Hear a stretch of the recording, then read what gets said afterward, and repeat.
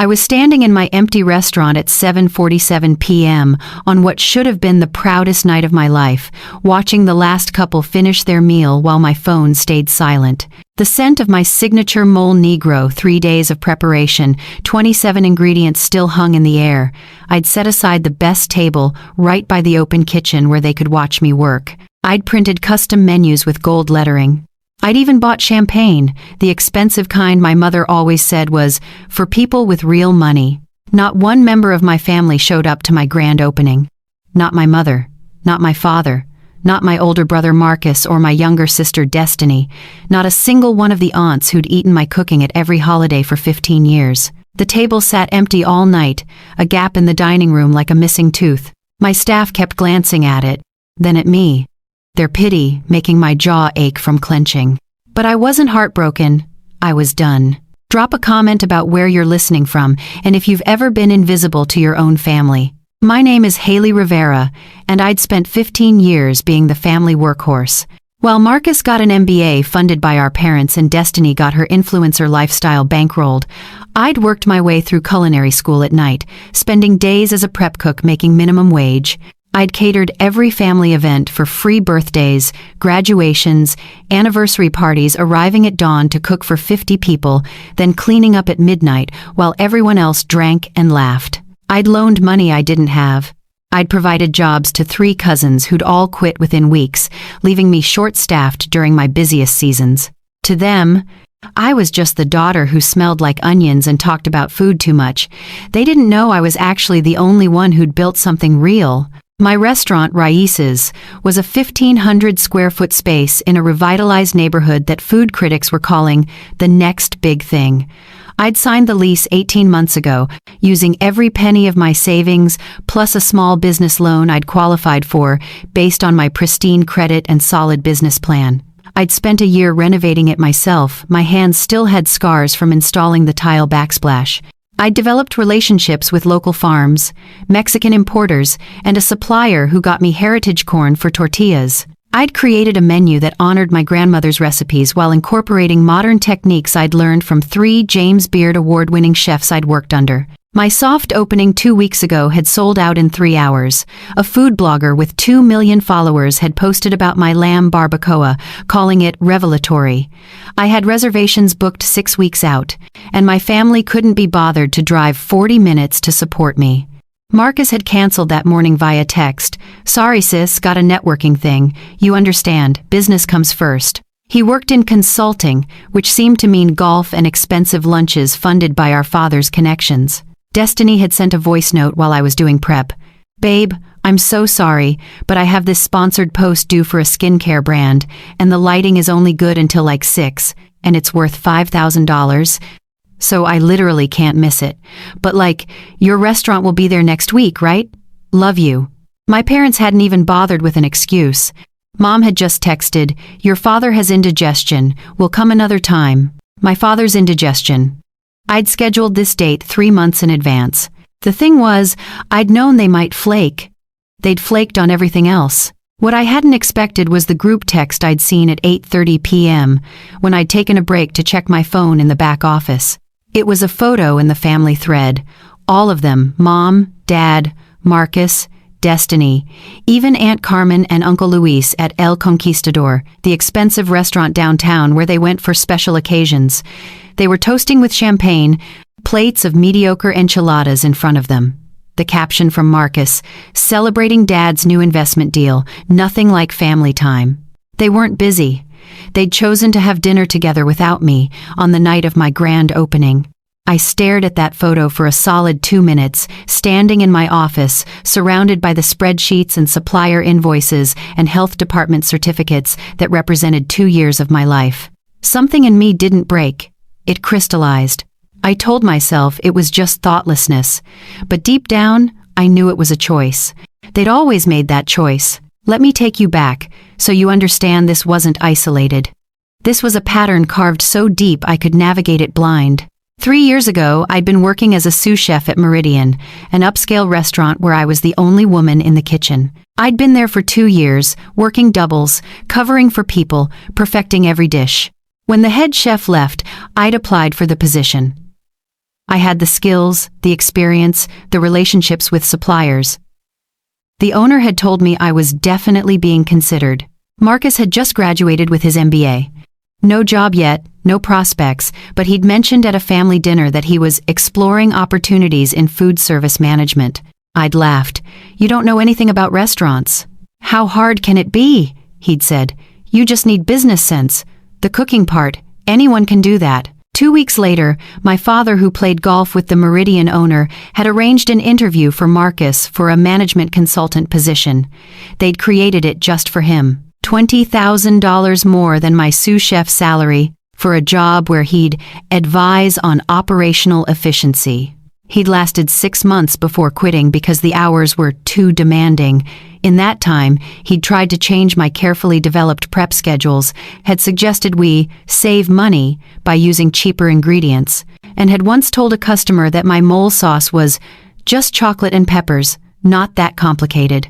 I'd been passed over for head chef. They'd hired a man with half my experience, but he was a protege of a famous chef, had the right pedigree. I'd never said a word to my family about the humiliation. What would be the point? Or the time 2 years ago when my grandmother, my abuela Maria, who'd taught me to cook, had gotten sick. She'd needed full-time care, and the family had held a meeting to discuss options. I'd volunteered immediately to take her in. I'd move into a smaller apartment, adjust my work schedule, make it work. "Don't be ridiculous, Haley," my mother had said. "You're never home. You work constantly. She needs real attention." They'd hired a care service instead, expensive, and then turned to me. Could I contribute $300 a month?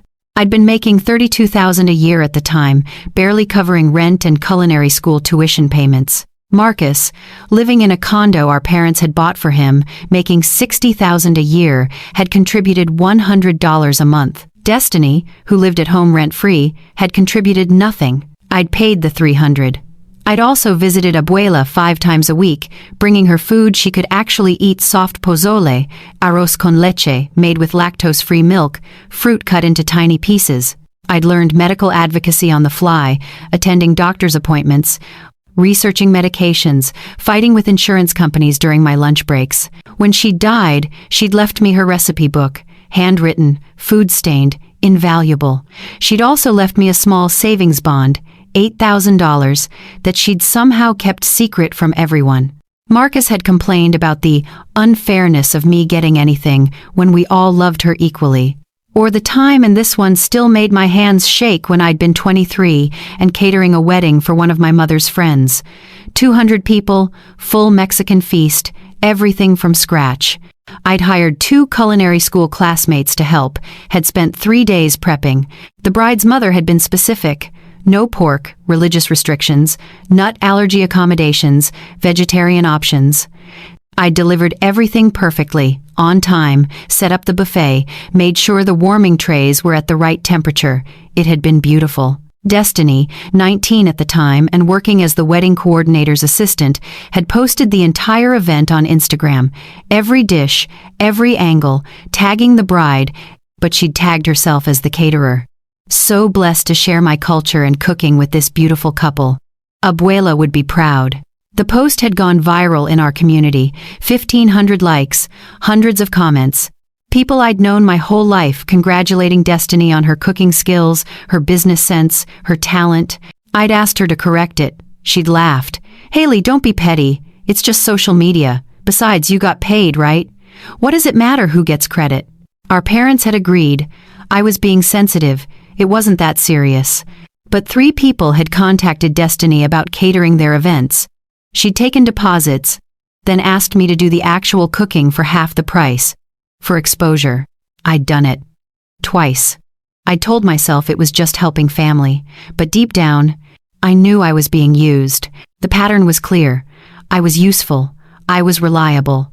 I was the one who showed up, who sacrificed, who made things work, but I wasn't the one who got celebrated. So when I opened that group text and saw them all together, toasting my father's success while my restaurant sat empty of the people who should have mattered most, something fundamental shifted. I looked around my office, at my business license on the wall, at my bank statements showing a successful opening night, $12,000 in revenue, which would have been $15,000 if that 6 top had been filled. at the LLC paperwork that had my name and only my name on it. They didn't know that Abuela's $8,000 had been my seed money. They didn't know that the restaurant was titled under an LLC structure that made me the sole owner and decision maker. They didn't know that I'd spent the last 3 years building relationships with food critics, suppliers, and other chefs, a network they couldn't touch or influence. They saw a daughter who cooked for a living. They didn't see someone who'd built a business that would be worth $500,000 within 2 years, according to my accountant. I picked up my phone and opened my contact list. I had a meeting scheduled for Monday with my lawyer anyway. Routine business stuff, reviewing contracts with suppliers, making sure everything was airtight. I added a note. Discuss personal estate planning. Expedite. Then I saved that group text screenshot, just in case I needed to remember this feeling. At 10:15 p.m., after my staff had left and I'd finished cleaning the kitchen to my standards, my phone rang. Mom, Haley, honey, how did it go? I looked at the empty champagne bottle I'd opened for the couple at table 7, who'd celebrated their anniversary at my restaurant because the wife had read about my mole online. I'd sent them a complimentary dessert chocolate tamal with caramel and sea salt, and they'd teared up. It went perfectly, I said. We're fully booked for the next 6 weeks. That's wonderful. We'll have to come by soon. Your father's feeling better now. Sure, Mom, I'll have my hostess fit you in. Fit us in? Honey, we're family. We don't need a reservation. Something in my voice must have changed because I heard myself say very clearly, actually, everyone needs a reservation. House policy, no exceptions. There was a pause. Well, I suppose you have to run your business your way. I do, I said. I'll talk to you later, Mom. I hung up before she could respond. Tuesday, 11:42 p.m. I was lying in bed in my studio apartment, reviewing the weekend numbers on my laptop, when I got a text from Marcus. Hey, can you cater Destiny's birthday party next month? Mom said you'd do it. Like 40 people? Family discount, obviously. Let me know. I stared at that message for a full minute. Family discount.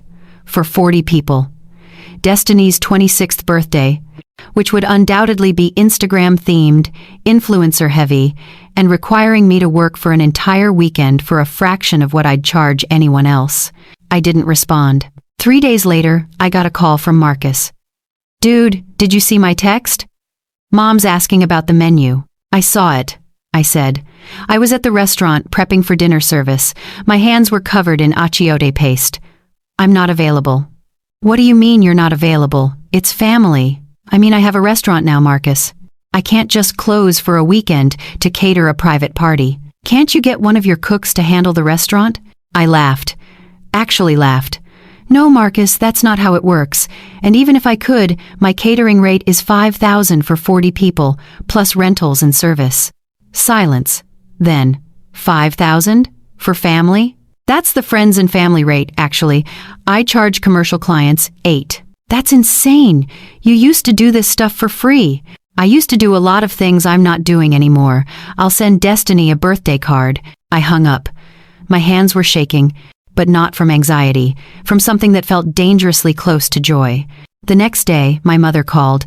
Haley Maria Rivera, what is this nonsense about charging your sister $5,000? I was at the farmer's market picking out heirloom tomatoes. The vendor, Don Jose, was a 60-year-old man who'd been farming for 40 years and who trusted me with his best produce. He raised his eyebrows at my mother's voice, coming through the phone. She'd always been loud. It's not nonsense, Mom, it's my rate. For strangers, maybe. Not for family. Family that shows up, maybe. But I don't see a lot of that lately. Oh, so you're still pouting about the opening? Haley, we had a conflict. These things happen. You're being incredibly immature. A conflict, I repeated. Don Jose was now openly listening, selecting the best tomatoes and putting them in my basket. You had a conflict that involved all of you having dinner together at another restaurant. Your father had a business success to celebrate. This isn't about you. You're right, I said. It's not about me. It never has been. And that's fine, Mom, but my time and skills aren't free anymore. If Destiny wants catering, she can book me like everyone else. I can't believe how selfish you've become, after everything we've done for you. That stopped me. I stood there in the middle of the farmer's market, holding a tomato that cost $6 because it was grown with practices that honored the earth by a man who knew the name of every plant. "What have you done for me?" I asked quietly. "We raised you, we supported you. You paid for Marcus's entire MBA. You bought him a condo. You give Destiny an allowance that's more than I made my first 3 years cooking. You hired Marcus at my workplace and undermined my career.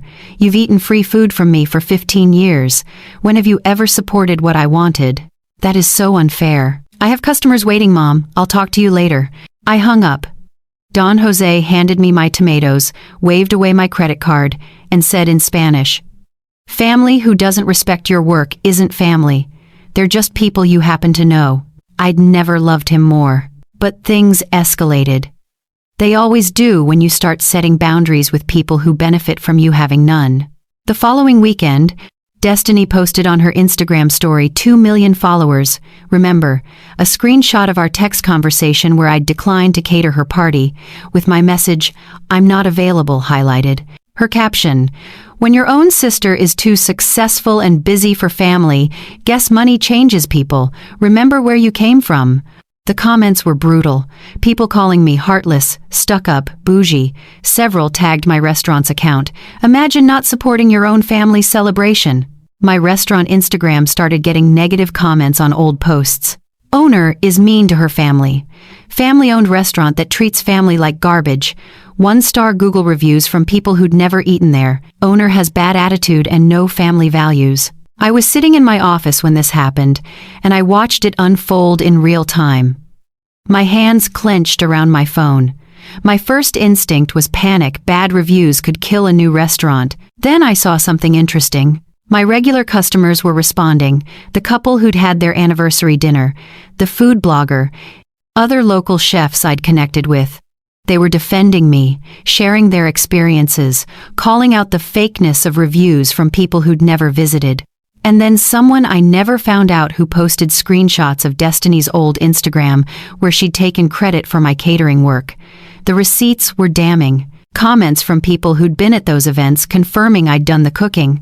Photos of me in the background, working, while Destiny posed for pictures. The narrative flipped within hours. Suddenly Destiny was the villain, the influencer who'd exploited her talented sister and was now playing victim. She deleted everything and went private. But the damage was done to her credibility, not my restaurant. My mother called, screaming, "Fix this! Tell people Destiny didn't mean it." "I'm not telling people anything, Mom. I'm running my business." "This is tearing the family apart." "Good," I said, and meant it. Maybe it needed to tear. But the real breaking point came 2 weeks later. I got a call from my landlord, Mr. Chen, who owned the building my restaurant was in. "Haley, we need to talk." "I got an interesting call today." My stomach dropped. "What kind of call?" "Someone claiming to be doing a reference check on you, said they were from a business credibility service and needed to verify your character and financial stability. Asked a lot of questions about your lease payments, your behavior, whether I'd had any complaints." "What did you tell them?" "I told them you're the best tenant I've ever had and that they could verify your lease payments through official channels if needed. But Haley, this wasn't a legitimate service. I've been a landlord for 30 years. This was someone fishing for dirt." "Did they give a name?" "Mark Rivera said he was doing due diligence on behalf of family interests." "Marcus. My own brother had tried to sabotage my business." I sat very still in my office chair, that same one I'd been sitting in when I saw the group text. But this time, instead of hurt, I felt something cold and clarifying settle in my chest. They weren't going to stop. They'd escalate until I either submitted or was destroyed. So, I'd have to move first. I called my lawyer, Rebecca Chen, no relation to my landlord, but just as sharp. I'd met her through a Women in Business networking group. She specialized in small business law and family estate planning. "Rebecca, I need to update my will. And I need to do it this week." "Okay," she said slowly. "What's going on?" I told her everything. The opening, the group text, Marcus's sabotage attempt, the social media attack. She was quiet for a long moment. "Haley, you know that creating a will that explicitly disinherits family members is your right, but you should think carefully." "I'm not disinheriting them," I interrupted. "They were never in it to begin with." I just want to make that explicitly clear, legally airtight, so there's no ambiguity when I'm gone. Everything goes to culinary scholarships and local food banks, nothing to any family member. I want it documented, and I want it done properly. Another pause. This is about protecting yourself. This is about making sure that if I build something meaningful, it goes to people who would appreciate it. Can you do it? I can have documents ready by Friday. Perfect. And Rebecca? I want copies sent to every family member, certified mail. Now she sounded interested. You want them to know they're not beneficiaries? I want them to know I made a choice, the same way they've made choices about how they treat me. I'll draw up the documents. That Friday, I went to Rebecca's office and signed everything. My will was clear. Upon my death, my restaurant LLC, all assets, my savings, everything would be liquidated and divided between 3 culinary scholarships for underprivileged students and 2 local food banks that served immigrant communities. My family was mentioned specifically in a clause. I am intentionally making no provision for any family members, including but not limited to my parents, siblings, and extended relatives. This is not an oversight but a deliberate decision based on a lifetime of experiences where my contributions were exploited, my successes were undermined, and my worth was measured only by what I could provide to others rather than being valued as a person. Rebecca had raised her eyebrows at that language. You sure you want it this detailed? I want it to sting, I said. When they read it, it'll sting, she confirmed. The letters went out Monday via certified mail. I knew they'd arrived Wednesday because my phone exploded at 2:47 p.m. 17 missed calls. 43 texts. My mother, father, Marcus, Destiny, aunts, uncles, cousins I hadn't heard from in 5 years. I was in the middle of dinner service. I'd just sent out 6 plates of my Nuevo Oaxacan tasting menu, duck carnitas with cherry mole, corn truffle tamales, aguachile with local scallops. My hands were steady as I wiped the plates and sent them out. I didn't look at my phone until 11 p.m. After close. The messages were predictable. Shock, outrage, accusations of cruelty and pettiness. But the most interesting ones came from Marcus. You can't actually do this. This is illegal. Cutting out your family. I talked to a lawyer and he said we can contest this. You're bluffing. This is just you being dramatic. And finally, we need to talk. Family meeting. Tomorrow night at Mom and Dad's, 7 p.m. You need to fix this. I texted back, I'm available at 3 p.m. on Sunday, at my restaurant. You can make a reservation like everyone else. This is serious, Haley. So am I. 3 p.m. Sunday or not at all. He didn't respond after that. Saturday night, I got a different text. From my father, which was rare. He usually let Mom do the communicating. Haley, this will business is nonsense and you know it. You're angry, fine, but you don't throw away family over one missed dinner. We'll come to your restaurant. We'll talk this out. Sunday at 3. Just like that, they'd agreed to my terms. I'd spent 31 years trying to get them to show up for me, and all it took was removing them from a will. I told myself it was just them wanting to manipulate me. But deep down, I knew this was my chance to say everything I'd swallowed for decades.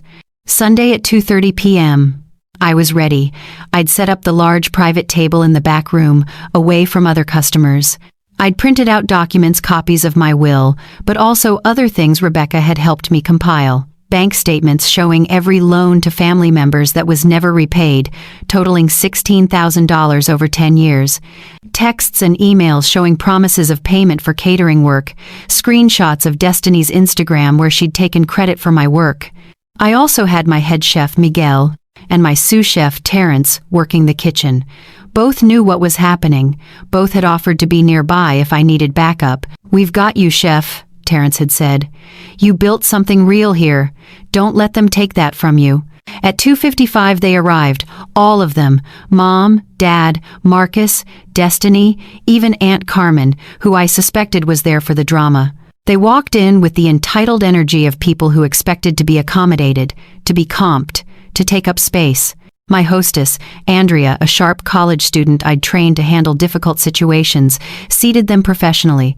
Can I get you started with any drinks? Just water, my mother said dismissively. We're here for a family meeting.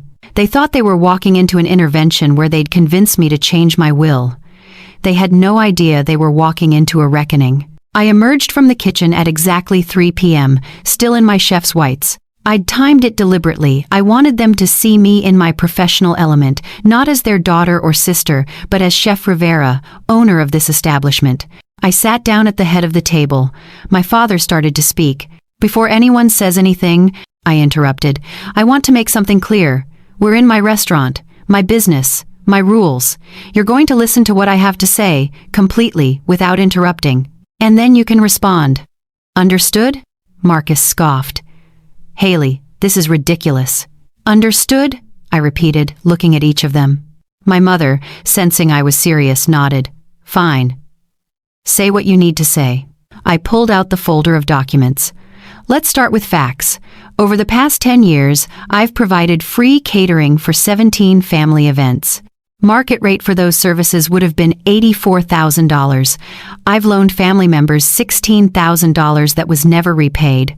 I've provided jobs to 3 cousins, all of whom quit without notice, costing me money in training and lost revenue. I've been tagged incorrectly on social media for work I did, benefiting Destiny's brand while getting no credit. And I've spent countless hours doing invisible labor, managing abuela's care, cooking for every holiday, being the person everyone calls when they need something. I slid the first stack of papers across the table. Bank statements, texts, emails, everything documented.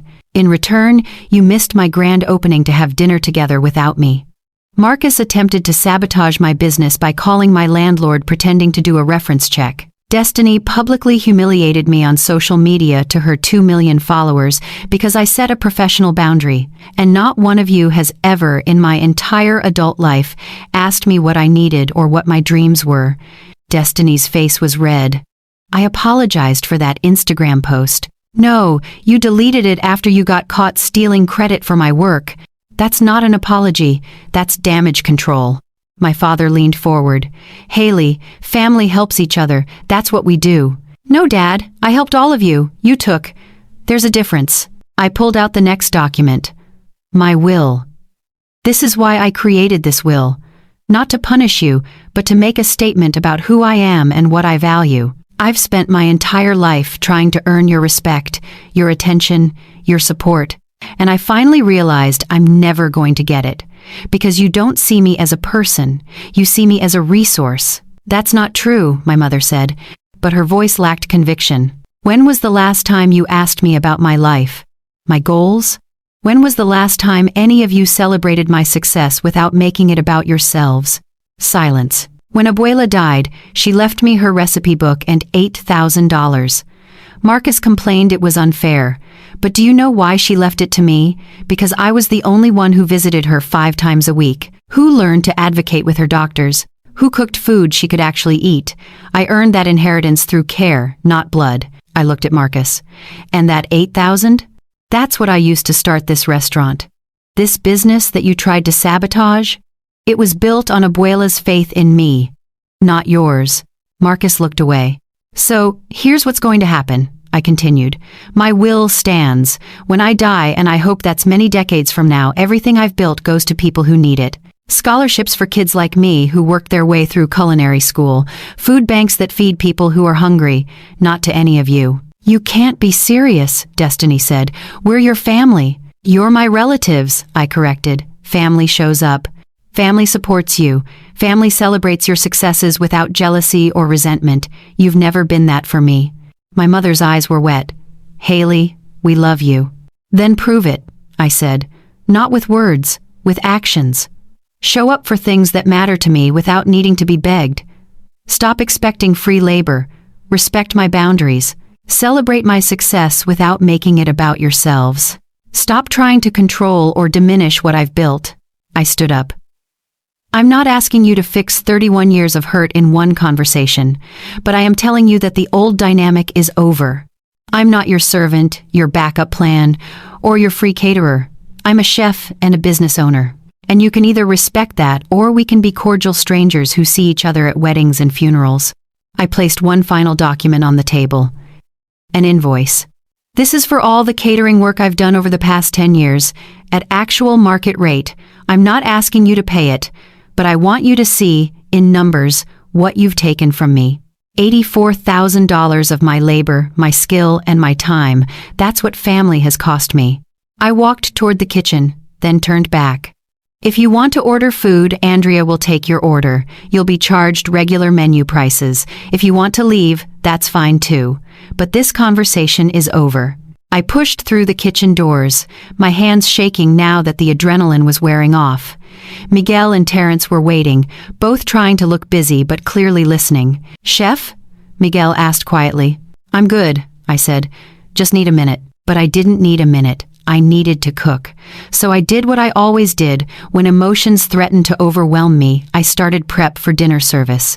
Dicing onions, stemming chilies, the repetitive work that made sense when nothing else did. Through the kitchen doors, I heard low, intense conversation, then chairs scraping.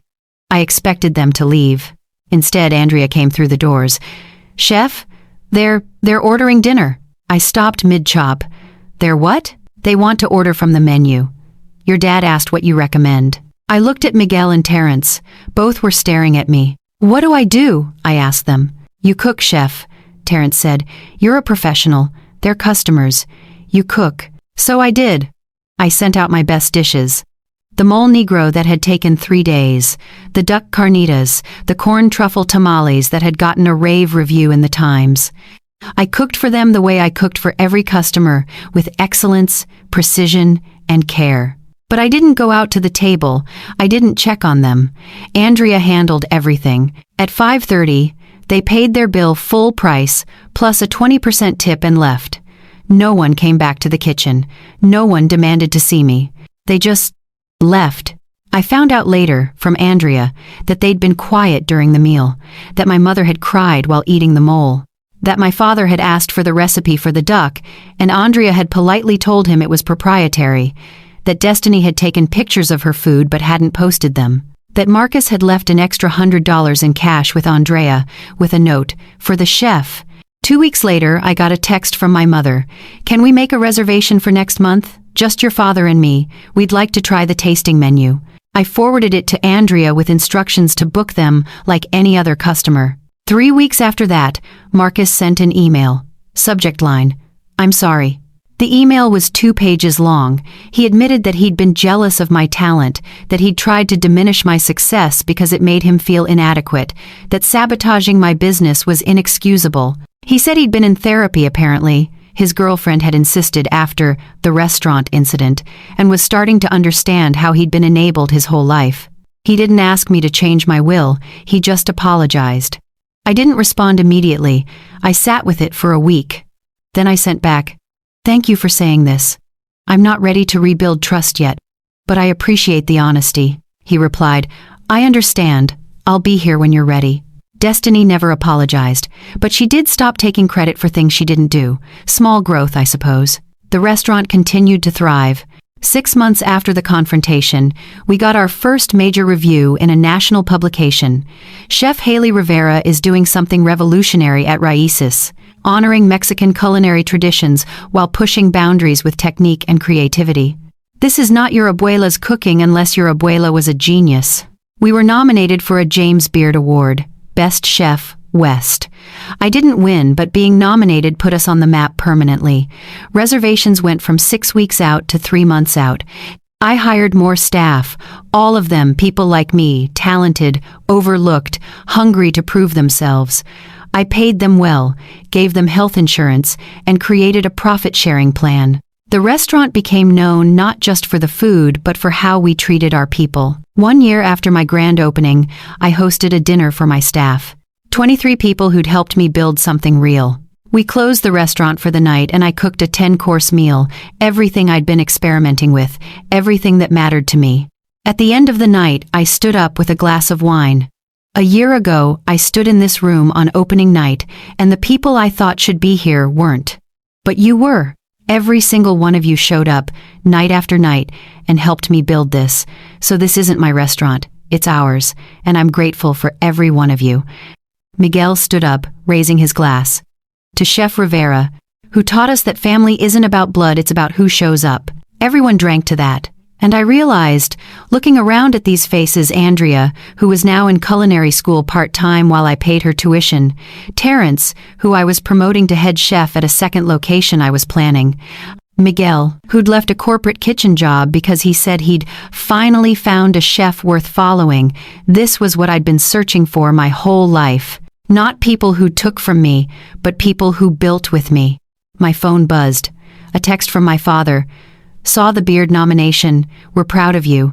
Mija. I stared at it for a long moment. Part of me wanted to feel vindicated, to screenshot it and save it as proof. But mostly, I just felt tired.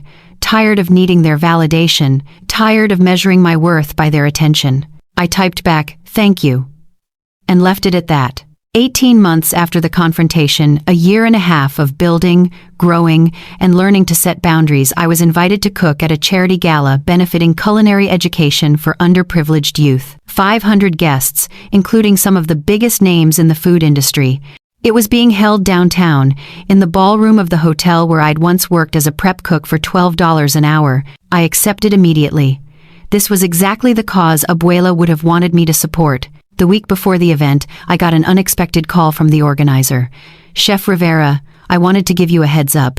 Your brother Marcus Rivera is on the board of directors for our foundation. He'll be attending the gala. I wanted to make sure you were comfortable with that before we finalize everything."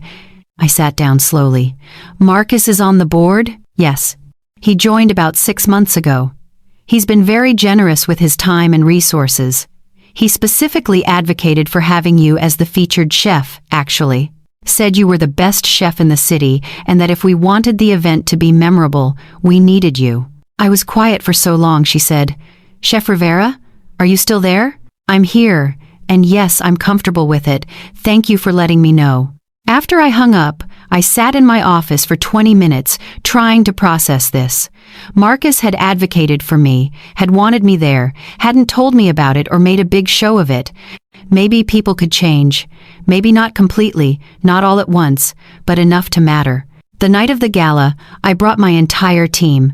We'd prepared a 5-course progressive menu showcasing Mexican culinary traditions through a modern lens. I was in the kitchen of that hotel ballroom, the same kitchen where I'd once scrubbed pots until my hands cracked, plating dishes for some of the most influential people in the food world. Between courses, I stepped out briefly to see the room. 500 people in formal wear, eating my food, bidding on auction items that would fund scholarships. The energy was electric, and there, at a table near the front, I saw them. My parents, Marcus, and surprisingly, Destiny, all dressed formally, sitting with other board members and donors. Marcus saw me and nodded. Not a wave, not calling attention to himself, just a simple acknowledgement. I nodded back. After the final course, a deconstructed tres leches with cajeta and pepita brittle that got a standing ovation, I was asked to say a few words. I hadn't prepared anything. I'd assumed I'd just cook and leave.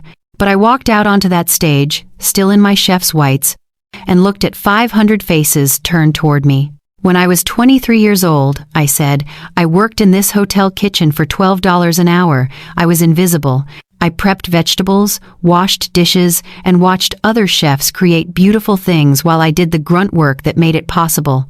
I told myself that someday I'd be the one creating, that someday people would see me." I paused, finding my footing.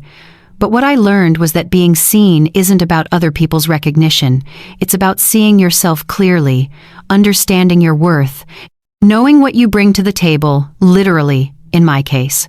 That got a laugh. The young people we're supporting tonight, they're talented and hungry and full of potential, but a lot of them are also invisible. They're working prep jobs, going to school at night, trying to prove themselves while people overlook them or underestimate them. This scholarship fund doesn't just give them money, it tells them, "We see you. You matter. Your dreams are worth investing in." I looked at my family's table. My mother had tears streaming down her face. My father's jaw was tight, the way it got when he was fighting emotion. Destiny was filming me, but when our eyes met, she stopped, just listened. "I almost gave up on my dreams a dozen times," I continued. "I almost convinced myself that I wasn't good enough, wasn't worthy, should just accept being invisible. but someone believed in me. My abuela Maria, who taught me to cook, who told me that food was love made visible, who left me her recipe book and enough money to take a chance on myself. I pulled abuela's recipe book from my pocket. I'd been carrying it for luck tonight, held it up. This book is worth more than any award I could win, because it represents someone who saw me, who invested in me, who believed I could be more than what others told me I could be. I looked back at the audience. That's what we're doing here tonight. We're telling young chefs, you can be more, you are enough, and we see you. The applause was thunderous. I walked off stage quickly, before I could get emotional, and went straight back to the kitchen. But as I pushed through the doors, someone caught my arm. Marcus. Haley, wait, can we talk? Just for a minute? I looked at him. Really looked at him. He'd lost weight. There were dark circles under his eyes. But there was something different in his face, something more grounded, less performative. Okay, I said. 1 minute. We stepped into a quiet corner of the hallway. He ran a hand through his hair, a nervous gesture I remembered from childhood. I didn't tell you I was on this board because I didn't want you to think I was doing it for credit or to impress you, he said quickly. I joined because after what happened at your restaurant, I realized I'd never actually done anything meaningful. I'd coasted on connections and family money and convinced myself I was successful when really I was just taking up space. I stayed quiet, letting him talk. Being in therapy, working on this board, actually contributing to something bigger than myself, it's the first time I felt like I'm not a fraud. And watching you build Raíces, succeed without any of our help, actually thrive after cutting us out, it made me realize how much I'd been holding you back, how much we all were. His voice cracked. I was jealous of you, Haley, my whole life. You had this talent, this drive, this ability to create things that made people feel something, and I had nothing except a trust fund and a fancy degree, so I tried to diminish you because it made me feel less inadequate. I know, I said simply. I figured that out a while ago. I'm not asking you to forgive me or change your will or let me back into your life, he continued. I'm just telling you that I'm trying to be better, to actually earn the privilege I was handed, and if you never want to see me again after tonight, I'll understand. I studied him, looked for the manipulation, the angle, the performance. But all I saw was my brother, genuinely trying. I don't know if we can be close again, I said honestly. You hurt me too many times, but I'm glad you're doing this work. I'm glad you're trying. That's more than I deserve, he said. Probably, I agreed, but maybe that's a start. He nodded, tried to smile, and walked back toward the ballroom. I stood there for a moment, then went back to my kitchen. Miguel was directing cleanup with the efficiency of a general. Everything okay, chef? He asked. Yeah, I said, surprised to find it was true. Everything's okay. 2 years after my grand opening, I opened a second location, a smaller, more intimate space focused on traditional Oaxacan cooking techniques, everything made by hand, from the tortillas to the mole to the chocolate. I put Terrence in charge as head chef, and he ran it beautifully. The original Raíces was now a neighborhood institution. We'd been fully booked every night for 18 months. I'd been featured in 3 national magazines, 2 documentaries about women chefs, and had been invited to cook at the James Beard House in New York. I still worked the line most nights, still got my hands dirty, still did the unglamorous work of running a kitchen, but now I also mentored young chefs, taught classes, and served on the board of that culinary scholarship fund. My will remained unchanged. Everything still went to scholarships and food banks, but I'd added a provision. A small endowment to fund a memorial kitchen at my restaurant where cooking classes would be held for free for anyone who wanted to learn. Named after Abuela Maria. My relationship with my family had reached a kind of equilibrium. We weren't close, but we weren't enemies. My parents came to the restaurant once every few months, made reservations like everyone else, ate their meal, paid their bill, and left. We had polite phone calls on birthdays and holidays. They no longer expected free labor or special treatment. Marcus continued his board work and had started volunteering at a food bank. We texted occasionally, nothing deep, just checking in. He'd sent me a message when the second location opened. Proud of you. Wish I'd said that more when it mattered. Destiny had surprised me the most. 6 months earlier, she'd posted something on her Instagram that acknowledged, publicly, that she'd wrongly taken credit for my work in the past. She'd apologized to her followers and to me. It wasn't perfect, but it was something. She'd also shifted her content, less performative lifestyle stuff, more real conversations about privilege and accountability. Her follower count had actually dropped. She was at 1.4 million now, but she seemed lighter, more genuine. She'd texted me after that post. "I don't expect you to forgive me, but I wanted you to know I'm trying to be less of an asshole." I'd responded, "Good luck with that." But then I'd added, "If you ever want to take an actual cooking class instead of just posting about food, my new memorial kitchen offers them free." She'd signed up. She wasn't good at cooking, not at all, but she showed up every week, on time, and actually tried to learn. Small steps, baby steps really, but steps nonetheless. 5 years after my grand opening, I was 43 years old and a goddamn success. 2 restaurant locations, both thriving. A third in development, this one with a full bar program and live music space. I'd won 3 James Beard Awards. I'd published a cookbook that made the New York Times bestseller list. I'd been profiled in the New Yorker, where they called me the chef who's redefining what Mexican cuisine can be in America. My net worth was $2.3 million, according to my accountant. My restaurants employed 67 people, all of them making living wages with benefits. And I was sitting in my office at the original Raices, going over the blueprints for Location 3, when Andrea knocked on my door. "Chef, someone's here to see you. No reservation, and I know you don't take walk-ins, but she says she's your sister?" I looked up. "Which one?" "She said her name is Destiny." I sighed, saved my work, and went to the front. Destiny was standing by the hostess stand, looking nervous. She was dressed simply jeans, a white t-shirt, minimal makeup, not her usual influencer aesthetic. "Hey," she said, "I'm sorry to show up like this. I should have called, but I was hoping we could talk." I looked at Andrea, who gave me a subtle, "your call" shrug. "I've got 30 minutes before dinner prep," I told Destiny. "We can talk in the back." We sat in the small employee break room, uncomfortable plastic chairs and a humming refrigerator. She twisted her hands in her lap. "I'm stepping back from Instagram," she said abruptly. "Not deleting it, but I'm not going to be an influencer anymore.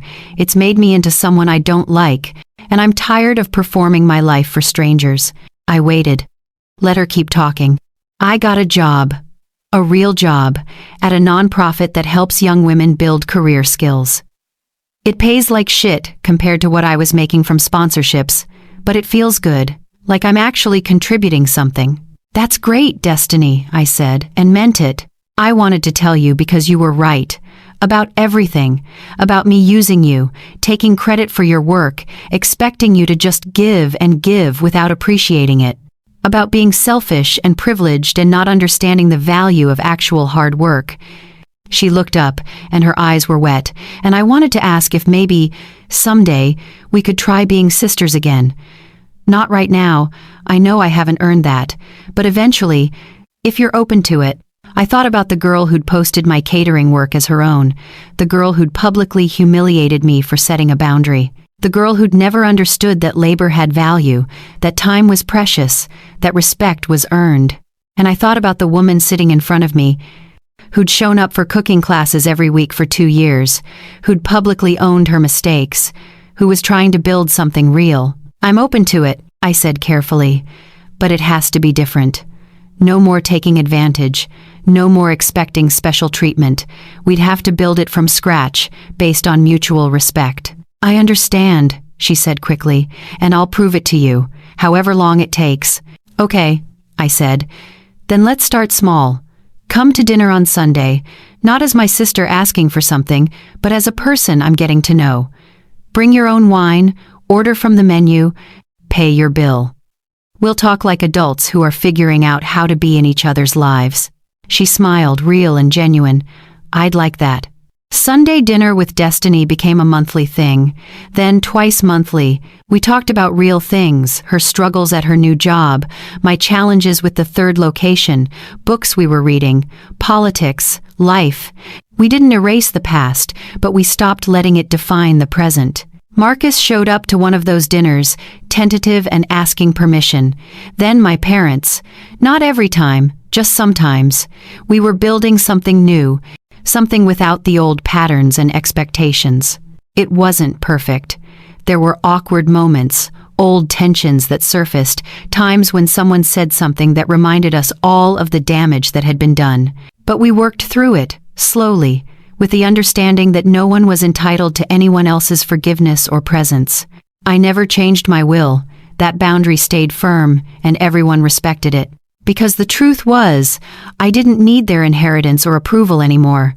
I'd built my own legacy. 10 years after my grand opening, I stood in the kitchen of Rais's location 1, the original, the place where everything changed, and looked around at controlled chaos of dinner service. 53 covers on the books, every station humming with precision and energy. My protégés running their sections with excellence I'd trained into them. Andrea, now 28, was my director of operations for all 3 locations. Terrence was head chef at location 2 and had just been nominated for his own Beard Award. Miguel had opened his own restaurant with my help as an investor and mentor. I'd built something that would outlast me, something that mattered. My phone buzzed. A text from my mother. "Your father and I are celebrating our 45th anniversary next month. Would you cater a small dinner for 20? We'll pay your full rate. We'd just like to have you cook for something that matters to us." I smiled and texted back. "I'd be honored. Send me the details and we'll work something out." Small steps, baby steps, but forward motion nonetheless. That night, after service ended and the kitchen was clean and my staff had gone home, I sat alone in my restaurant with a glass of wine and Abuela's recipe book open in front of me. The pages were more worn now, stained with a decade of use and teaching and creating. I ran my finger over her handwriting, the recipe for mole negro that had launched everything, the pozole that had comforted me through hard times, the tamales that had taught me patience. "I did it, Abuela," I said to the empty room. "I built something worthy of your recipes." And I swear I could feel her there, proud and present, the smell of chocolate and chilies hanging in the air like a blessing. If you're listening to this and you've been the invisible one in your family, the one who gives and gets nothing back, the one whose work is exploited and whose boundaries are violated, I want you to know something. You don't owe anyone access to you. Not family, not friends, not anyone who treats your value as conditional on what you can provide for them. Setting boundaries isn't cruel. It's necessary. It's how you teach people that you matter, that your time and talent and energy are precious. And sometimes, the people who claim to love you will only learn to respect you when you remove yourself from their reach, when you stop being available for exploitation, when you build something so undeniable that they can't dismiss you anymore. My family didn't show up when showing up was free and easy. They showed up when they realized I didn't need them anymore, when ignoring me meant losing access to someone who'd become somebody. That hurt. It still hurts sometimes. But I built a life I'm proud of, surrounded by people who chose me not because I'm useful, but because I'm valued. And that's worth more than 1,000 family dinners where I was invisible. Share your story in the comments if you've experienced something similar. Tell me where you're listening from. Tell me about the moment you realized you deserved better, or the moment you're still waiting to have that realization. And if you got value from this story, subscribe to this channel. Because there are too many of us out there who've been taught that our worth lies in our service to others. And we need to tell each other a different truth. You are enough, exactly as you are. Your work has value. Your time has value. You have value. Not because of what you do for other people, but because you exist. Don't let anyone, not even family, convince you otherwise. My name is Haley Rivera. I'm a chef, a business owner, and someone who learned that the family you build can matter more than the family you're born into. Remember that. Build your life accordingly. And never, ever let anyone make you invisible again.